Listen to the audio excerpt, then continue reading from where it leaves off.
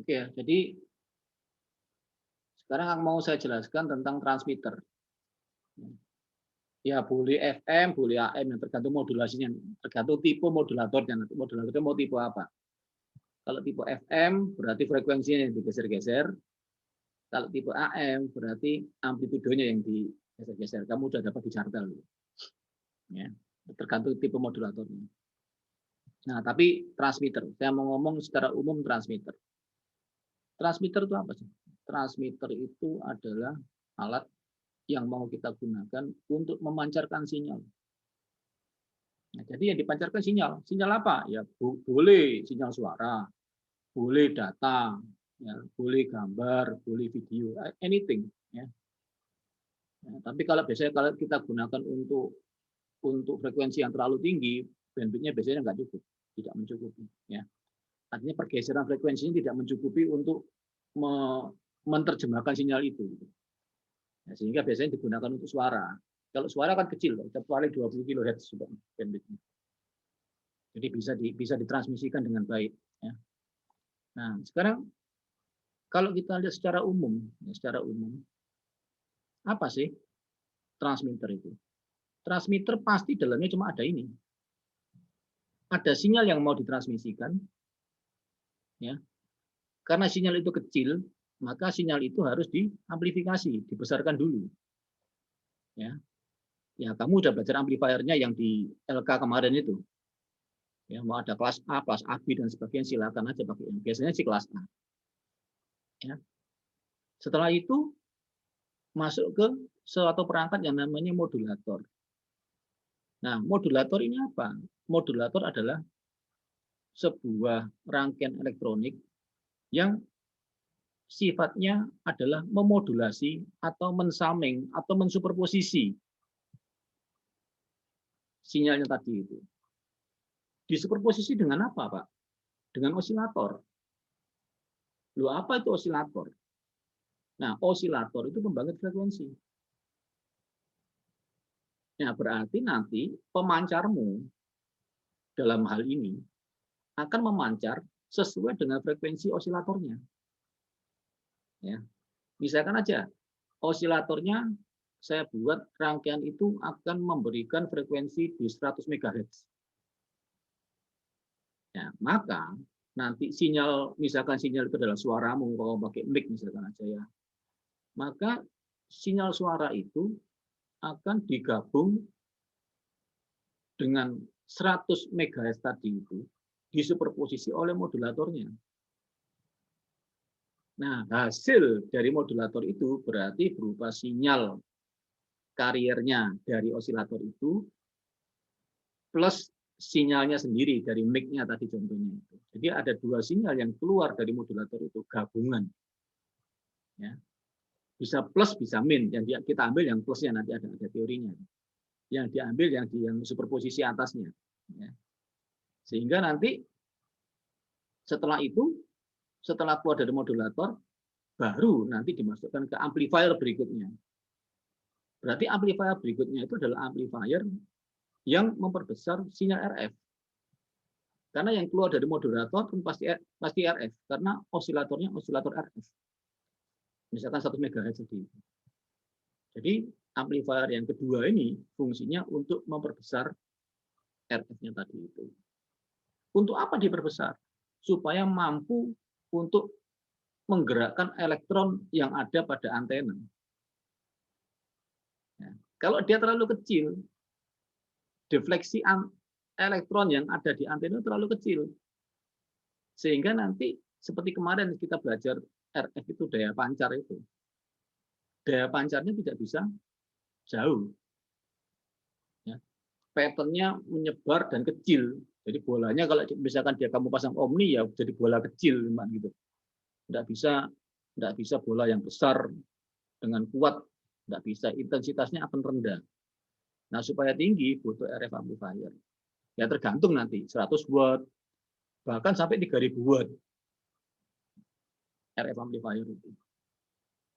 Ya. Nah, inilah konsep dasar atau blok diagram dari sebuah transmitter. Pasti isinya itu ini. Nah, setelah kita mengerti ini, nah, barulah kita lihat nanti dalamnya itu gimana. Ya. Ini ada contoh-contoh seperti tadi kamu presentasi itu ada sedikit contoh-contohnya. Nah, pasti nanti dalamnya ada untuk sinyal amplifikasinya, untuk amplifikasi dari sinyalnya, ada osilatornya, ada RF amplifiernya. Itu sudah pasti. Ya. Nah, tergantung sinyalnya mau apa. Kalau dalam contoh nanti ini adalah dia berupa suara yang diambil dari mic. Nanti seperti yang akan kita buat nanti ya. Nanti Astri sudah menyiapkan perangkat-perangkatnya itu, komponen-komponennya dengan radio receiver-nya nanti akan dikirim ke kalian. Mungkin minggu ini kalau bisa minggu ini dikirim ya. Dan antenanya. Nah, tergantung antena apa ya. Antena paling sederhana ya antena monopol. Sebuah kabel gitu aja. Yang tingginya seperempat lambda.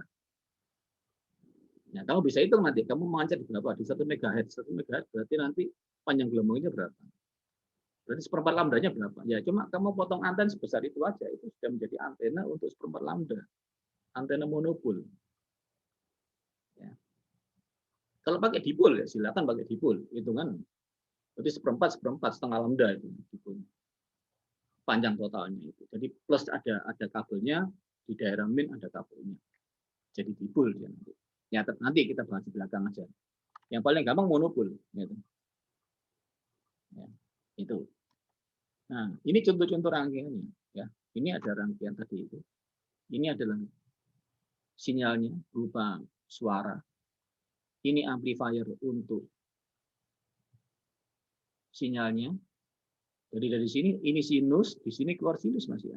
Besar lebih besar. Nah, inilah modulatornya. Ya. Rangkaian osilatornya mana ini?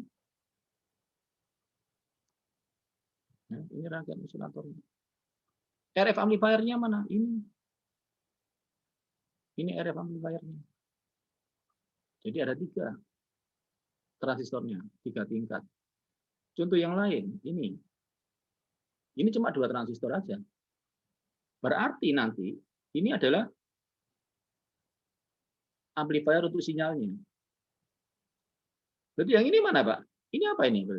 Berarti ini adalah amplifier untuk RF-nya sekaligus dia sebagai modulator.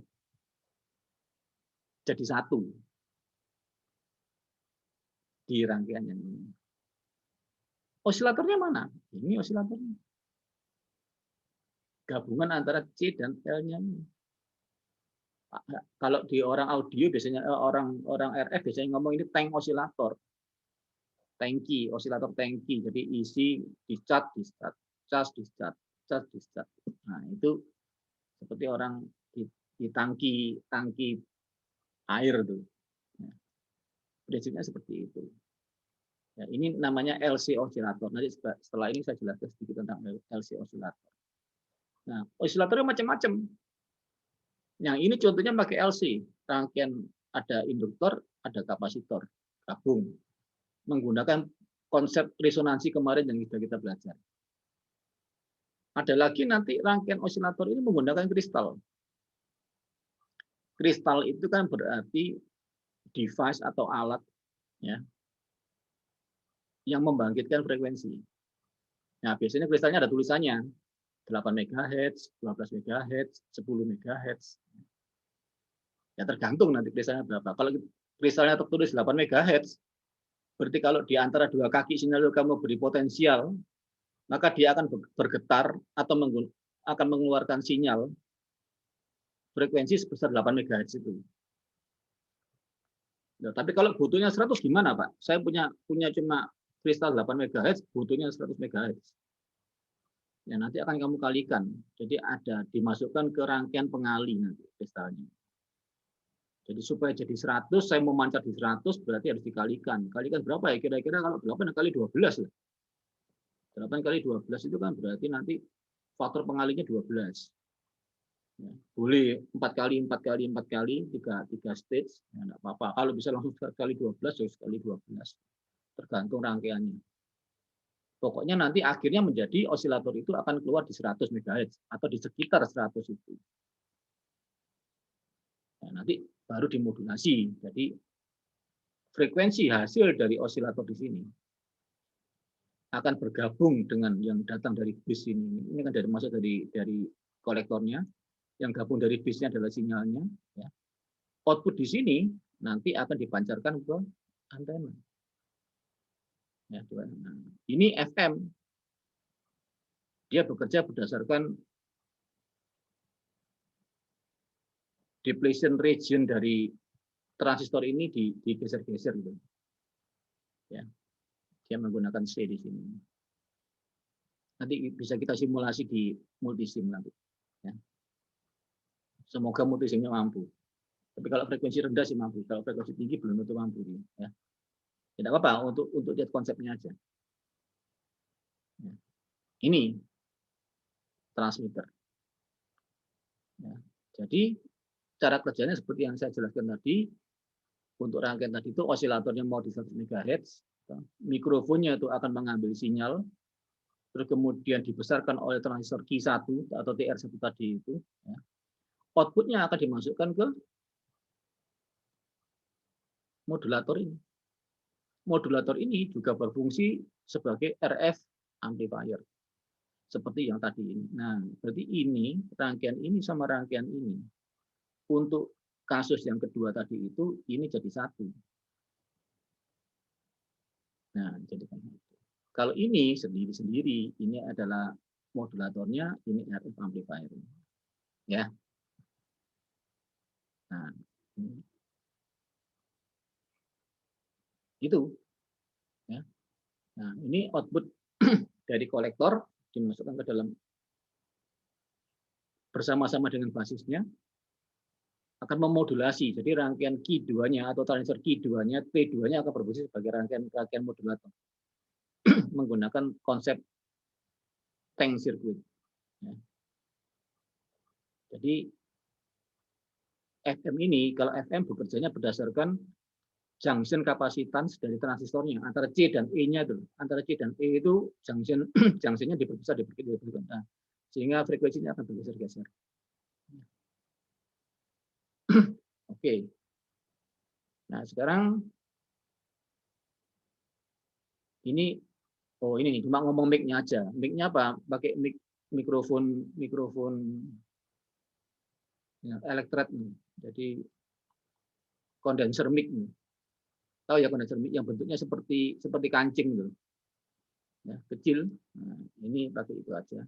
Ini untuk biasnya supaya dia mendapat bias, maka dia akan kalau kamu ada suara di sini dia akan bergetar, getarannya akan masuk ke Q1 ini.